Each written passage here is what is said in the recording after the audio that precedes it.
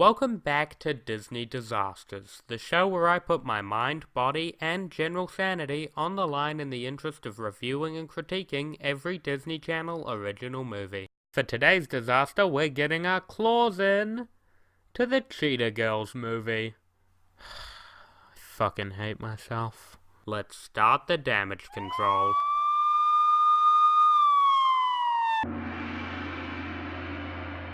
You know, I like to do this part of the video as sort of a, here's how I felt going in. Was I right? Was I wrong? But going into Cheetah Girls, all I felt was dead inside. Let's just get into the main review. Anywho, instead of a straightforward plotline, the Cheetah Girls is one of those character dramas with a group of main characters with all their own issues and plotlines. While not necessarily a bad thing, it's definitely harder to pull off than a simple point A to point B storyline. A movie like Xenon Girl of the 21st Century is kinda hard to screw up too badly because you only need one setup, one climax, and one resolution. The Cheetah Girls movie, however, has to do this for a few plot lines, which is much more difficult, especially when you also need to juggle them. While some of these plot lines are connected, the connections are kinda vague and never really come together effectively. Right off the bat, this movie fails to take advantage of the multiple plotline structure. The best of these movies take these stories that are unconnected and weave them together to make it feel like a bigger world. The Cheetah Girls, meanwhile, feels more like a bad TV show, where it's one of those episodes where the stories don't connect in any way, but it's just episodes of a TV show with a bunch of characters that know each other. So, since the movie doesn't connect these storylines, we'll have to judge them individually. Let's start off easy with the strongest storyline from this girl. I'm not gonna remember their names. In the beginning, it's clear that she's hiding something from her friends. It's set up like she's kind of ashamed that she has this job she's working, and then it gets bigger and bigger when she becomes ashamed at how little money she has.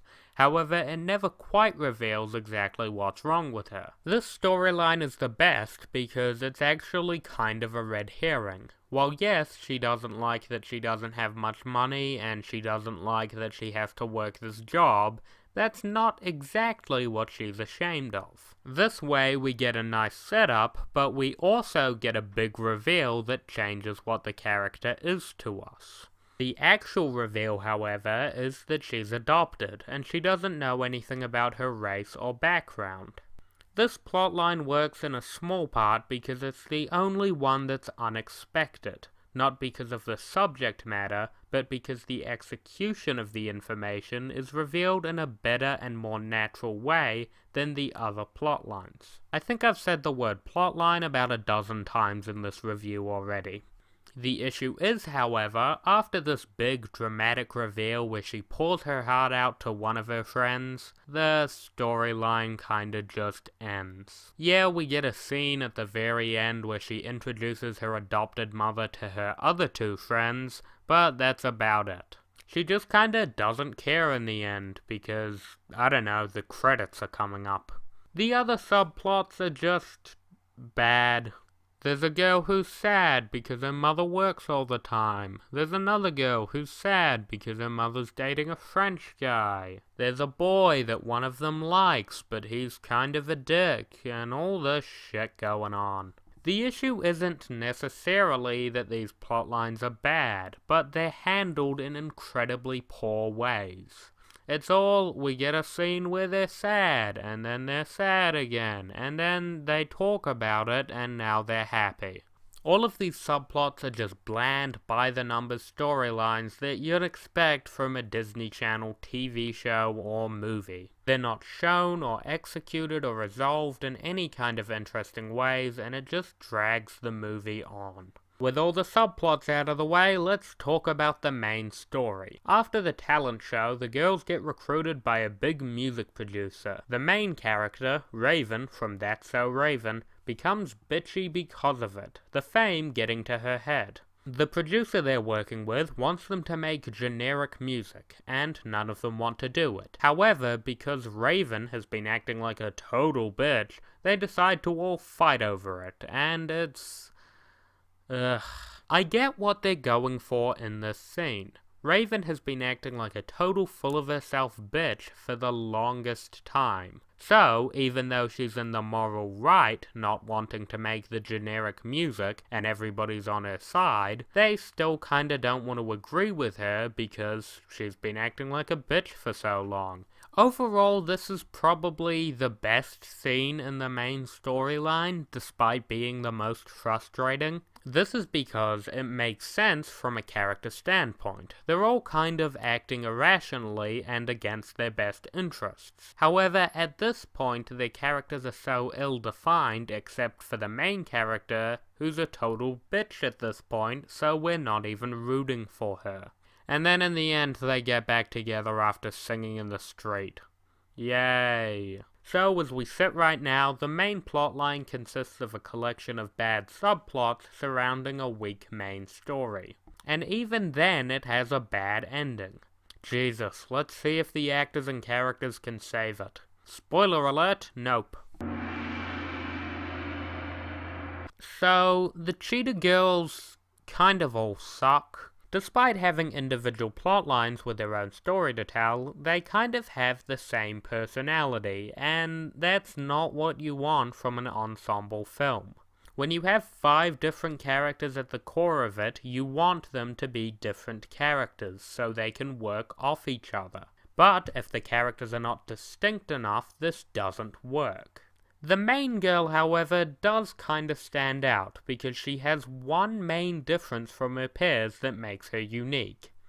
Unfortunately, that difference is she's a total bitch. As I said earlier, after the group gets a little bit of fame by working with a producer, it goes right to her head, and she becomes just the worst person. She's acting like this kind of diva and queen bee type character. However, as I said, it doesn't really go anywhere effectively plot-wise. She just acts mean for a bit, the group tells her to bug off, and then she kinda stops after they're done singing. Even worse than this, though, is she's just so annoying. She constantly acts smug and whiny when things don't go her way, and it's just irritating. With a character like this, you really need to give them a clear-cut motivation for why they want their success. It can't just be, I want to be successful, otherwise no one's going to root for them. The other option, however, is just having your character be so damn charismatic that everybody wants to be on their good side. This needs to be done with really good writing and really good acting. Take Regina George from Mean Girls, for example. She didn't have a clear-cut motivation for what she did. However, the actor was so damn charismatic and the film was written well enough that she worked. However, with Raven over here, it just becomes obnoxious. She's a boring, entitled pain of a character. However, because she's the protagonist, we just have to follow her. Having that be your main character is just not fun. Screw it, time for final thoughts. The Cheetah Girls is a mess. One truly defined character that's just annoying to follow, 5 or 6 stories, some resolved, some simply abandoned, and just kind of a bad watch all around. However, overall I will say it wasn't the worst time. The Cheetah Girls is a pretty bad movie. However, it does have some semblance of ideas in places, moves fast enough, and I guess it doesn't have an actively bad message. Raven learns her lesson, friendship wins in the end, yada yada, and it's fast-paced enough and switches between stories quick enough that it doesn't get completely painful. Of course, I wouldn't recommend it, but in terms of a Disney disaster, it could have been a lot worse if they'd made a few more mistakes. I mean, it's not great when my big takeaway from a movie is it could have been worse, but yeah, could have been worse. And speaking of worse, I've already seen it, and it's called Up, Up and Away. Be sure to tune in next time to see if we can find worse than the worst, next time on Disney Disasters.